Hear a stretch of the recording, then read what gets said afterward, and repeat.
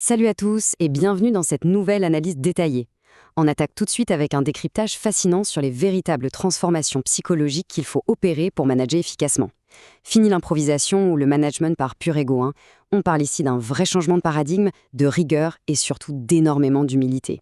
Allez, on plonge directement dans le vif du sujet avec cette citation qui frappe fort. Savoir que gérer les hommes, c'est une responsabilité plutôt qu'un honneur. Boum! C'est littéralement la thèse centrale de tout ce qu'on va décortiquer aujourd'hui. Être à la tête d'une équipe, ce n'est pas une jolie couronne qu'on vient poser sur une tête pour flatter l'ego.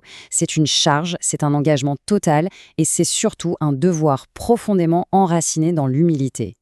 Ce qui nous amène à notre première partie, le fameux mindset du manager. Et c'est exactement là que se trouve la fondation absolue du leadership. Avant même de confier une équipe à quelqu'un, le tout premier truc à vérifier, c'est ce mindset. Et attention, ce n'est pas juste un mot à la mode qu'on sort en réunion. C'est le système d'exploitation du cerveau, si on veut. Le filtre absolu. C'est la qualité primordiale pour savoir si on a réellement les dispositions psychologiques pour guider d'autres êtres humains sainement. On passe logiquement à la deuxième partie, les soft skills indispensables. Alors, ce qui est vraiment super intéressant ici, c'est de voir comment ce fameux mindset se manifeste concrètement. Et on parle de prérequis hyper stricts, la maturité, la capacité à rester objectif, l'honnêteté, la correction et bien sûr, un comportement exemplaire. Il faut bien capter que ce ne sont pas des options ou des trucs qu'on apprend vaguement sur le tas. Non, ce sont les fondations absolues. C'est le biais d'entrée strict pour prendre en charge une équipe. Il faut vraiment mesurer le poids de ça. Sans cette maturité émotionnelle, sans cette rectitude inébranlable et sans être un exemple quotidien, eh bien la porte du leadership doit tout simplement rester fermée. C'est non négociable pour avoir une autorité qui soit à la fois légitime et respectée. Ce qui nous propulse vers la troisième partie de notre analyse, responsabilité, pas un honneur. Et ça illustre brillamment un basculement psychologique critique. D'un côté, on a cette vision complètement archaïque de la couronne, de la récompense personnelle, du pur prestige. Et de l'autre, on a la réalité du terrain. Diriger, c'est un devoir qui exige une objectivité implacable. Prendre la tête d'un groupe, ce n'est pas un accomplissement personnel pour briller en société, c'est un engagement total envers les autres. On avance sur la partie 4, les pièges à éviter. Bon, une fois qu'on a le bon état d'esprit, il faut mettre des garde-fous pour ne pas dérailler. On doit littéralement déconstruire nos mauvais réflexes. Premièrement, zéro émotion personnelle. Faut garder un jugement ultra lucide.